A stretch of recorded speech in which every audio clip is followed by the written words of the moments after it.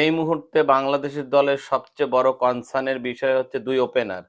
বাংলাদেশের যে দুই ওপেনার আছে তানজিদ হাসান তামিম এবং সাইফ হাসান, তারা বর্তমানে অফ ফর্মে আছে এবং তারা যদি এরকম অফ ফর্মে থাকে তাহলে বিশ্বকাপে বাংলাদেশে সেকেন্ড রাউন্ডে যাওয়া খুবই কষ্টকর হয়ে যাবে। কারণ দেখেন, ওয়েস্ট ইন্ডিজ এবং আয়ারল্যান্ড সিরিজে যে তিনটা ছয়টা যে টোয়েন্টি টোয়েন্টি ম্যাচ খেলতে, সেখানে এই দুই ওপেনারে কেউই কিন্তু ভালো রান করতে পারে নাই।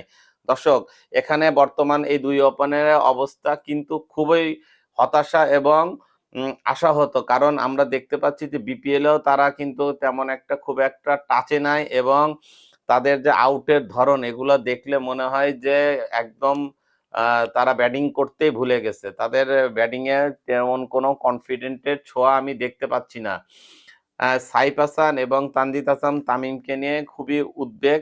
আমার কাছে মনে হয় তারা যে তাদেরকে দ্রুত রানে ফেরানোর জন্য যা করা দরকার টিম ম্যানেজমেন্টকে আসলে সেটা করা খুবই দরকার। নাইলে অন্যথায় কিন্তু বাংলাদেশের কিন্তু বিশ্বকাপের অবস্থা আসলে খারাপ হয়ে যাবে। কারণ টপ অর্ডার থেকে যদি রান না করতে পারে তাহলে কিন্তু বাংলাদেশ আসলে বিশ্বকাপে ভালো করতে পারবে না। এখন এবিপিএল এর অবস্থা দেখেন। এবিপিএল এ এখন পর্যন্ত সাইফ হাসান খেলছে ৩টা ম্যাচ, ৩টা ম্যাচেই তেমন একটা সুবিধাজনক অবস্থান করতে পারে নাই, রান তো করতে পারে নাই। আরো ব্যাটিং এর যে অবস্থা, হতশ্রী অবস্থা, তাদের আউটের ধরন দেখে মনে হয় যেন তারা ব্যাট করতে ভুলে গেছে। ঠিক অনুরূপভাবে তানজিদ হাসান তামিমের অবস্থাও একই অবস্থা। তাও সে পর্যন্ত 4টা ম্যাচ খেলছে, 4টা ম্যাচ খেলে সেও তেমন উল্লেখযোগ্য কোনো রান তো করতে পারেই নাই এবং তারও অবস্থা, ব্যাটিং এর যে অবস্থা খুবই খারাপ।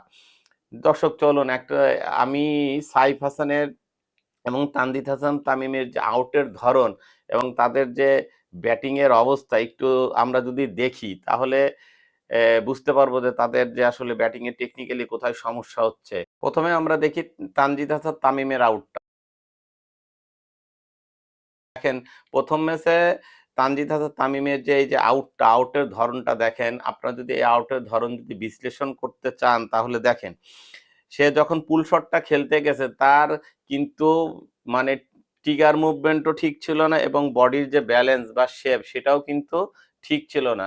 কারণ একটা পুল শট খেলতে গেলে তার ব্যাক পিছনের পা এবং সামনের পা সোজাসুজি হইতে হবে। কারণ যদি সে পুল শটটা যদি সঠিকভাবে এক্সিকিউট করতে চায়। কিন্তু দেখেন তার এখানে যে পুল শট খেলে যে আউটটা হয়েছে, এখানে কিন্তু তার ডান পাটা আছে হচ্ছে কাভারের দিকে এবং বাম পাটা কিন্তু অফ ব্যালেন্স হয়ে গেছে।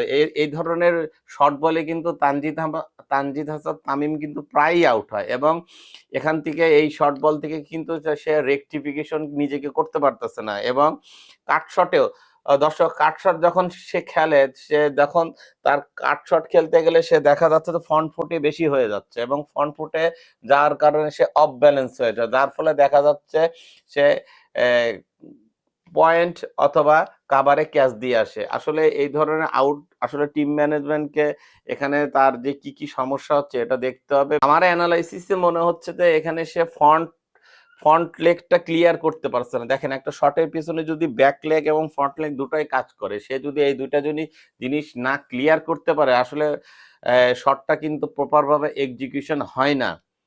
এখানে তানজিদ হাসান তামিম একই ভুল করছে এবং এই ধরনের ভুল সে বারবার করে। চলেন এখন দেখে আসি সাইফ হাসানের আউট।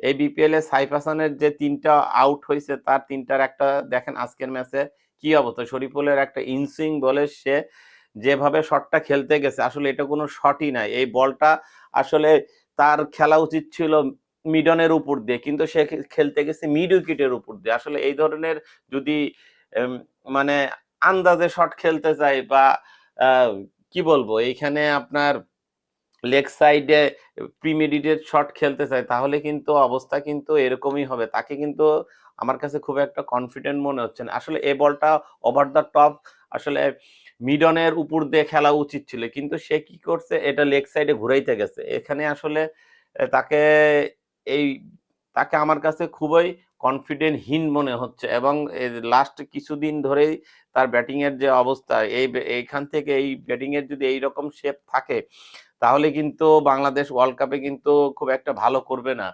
তো আমি আশা করব টিম ম্যানেজমেন্টকে তাদের যে ভুল ত্রুটিগুলো আছে এগুলো রেকটিফিকেশন করে ভবিষ্যতে যাতে বিপিএল এর সামনের ম্যাচগুলোতে তারা যেন রান করতে পারে সেই প্রত্যাশা রাখি।